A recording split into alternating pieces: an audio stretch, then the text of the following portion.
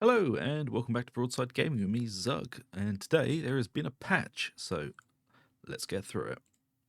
So today's patch is all about fixing some bugs and some crashes, but I'm going to go through it line by line with you. So for the moment, we're just going to stare at this lovely temple. Okay, so they've put out some known issues. There is not enough system memory. Not enough system memory available, error message on the game start. This message triggers when your machine has under 16 gig of RAM. It is there to warn you that your experience will probably be pretty bad. You can bypass by adding a disable RAM check to the game launcher option via Steam to ignore this warning. Keep in mind that if your computer is below spec, it might not be able to run the game in the long run once you've added all the features. So yeah, just be wary about that, folks. The changelog, stability and performance, they fixed several rare crashes, fixed a crash that could appear on AMD GPUs while compiling shaders, improved performance in various systems of the game, added more messages in the log file to improve stability monitoring. Error message can now be correctly dismissed with a mouse click. Fair. Multiplayer and servers. Fixed an issue that sometimes prevented successful logins into a dedicated server. Fixed error message handling when trying to join a host with a mismatching version. The Steam community content preferences are now supported for the server list in the join menu. Lovely. Rendering. Improved instances where a too low resolution of textures were used on objects in the world. Okay, so this is I've been mentioning this during the live streams and stuff. This is where you'll move into a slightly newer biome, but the textures and all the rocks, the trees, they're all fuzzy and just odd. That's what they've improved there. Okay, for the game world, the timer of the reset of content in the game world has now been lowered to 30 minutes. The reset still only occurs while no player is in the direct vicinity of the part of the world that needs resetting. So this is just talking about monsters and whatnot. This is not the leave the game to reset chests thing they're talking about. That still works. I have been testing that.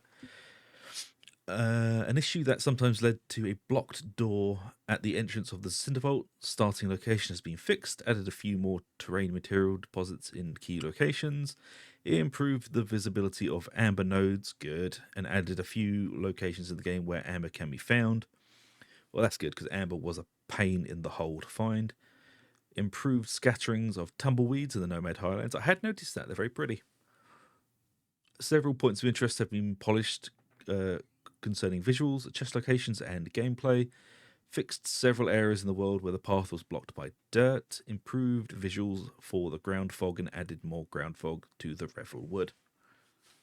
Okay, these are pretty nice, changes. Nothing world shattering, just a little bit of polish. Right, so the gameplay. The recipe for the rake is now correctly unlocked. The first magical storage chest is now available earlier in the crafting progression. For future information, visit your local blacksmith. The crafting quest from the blacksmith now includes armor pieces in its completion requirement. It also auto completes after clearing the first elixir well.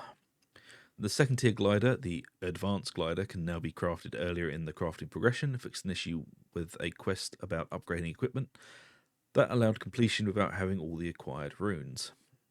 When upgrading equipment, the necessary runes are now also taken from magical storage chests. Oh, good, so we don't have to carry them. Lowered the costs for tin bars to align them better with similar recipes. Good. Fixed a few incorrect ingredients in the tier 4 recipes. Fixed a bug where stamina for jumping wasn't deducted correctly with certain items selected in the action bar. Now a normal jump always costs nothing, while a sprint jump and a double jump always end up with their intended stamina cost. Okay. Fixed a bug where players could seamlessly chain long sprint jumps and therefore traverse the map faster than intended. Now it is required to take a short run up for every long sprint jump. Okay. Fixed a bug where players could interact with hook anchors behind the player's camera. Fixed a bug where using a glider could allow the player to use hook anchors from a longer distance than intended. Fixed a bug where interacting with a bed could lead to the character floating upwards continuously. Dreams should not be this powerful. Funny, I like that. Fixed the warrior skill Absorb. Oh, good. Nerfed the skill Water Aura. It was just too good. Okay.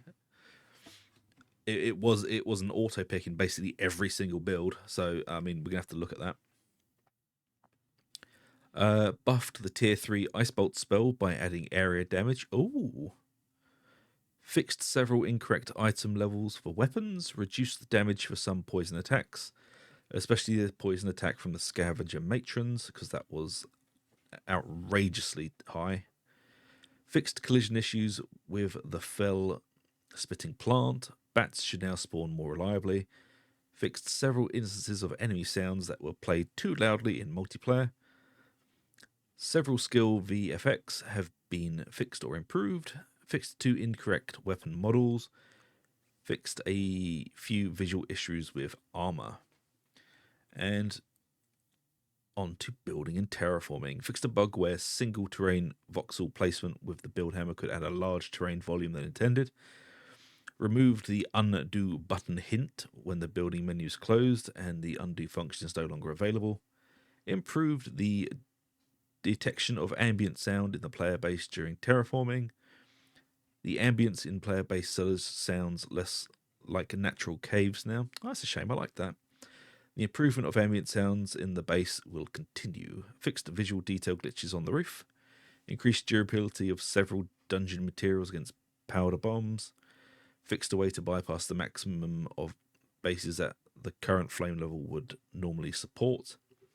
Fixed a bug where the action bar could be cycled with the mouse wheel while the control key was pressed. And for the UI, fixed several areas with overflowing text in various languages, improved several smaller layout issues, fixed several text issues for weapons and armor stats, added fixes to the Japanese simplified and traditional Chinese localization, and fixed several smaller text issues. So, it's the first real patch, and they've just done a bit of polishing. I mean, apart from the nerf to Water Aura, all of these seem pretty good. And yeah, Water Aura was a bit powerful, so I mean, I'm not surprised. I did see it coming soon, but it looks like we're going to have to try something else out in the builds. But anyway, that is the patch notes for 0.7.0.1. And I hope this was informative. And if you enjoyed the video, please like, subscribe, ring that little bell for notifications. It really does help us out. And until the next one, take it easy, and I shall see you later.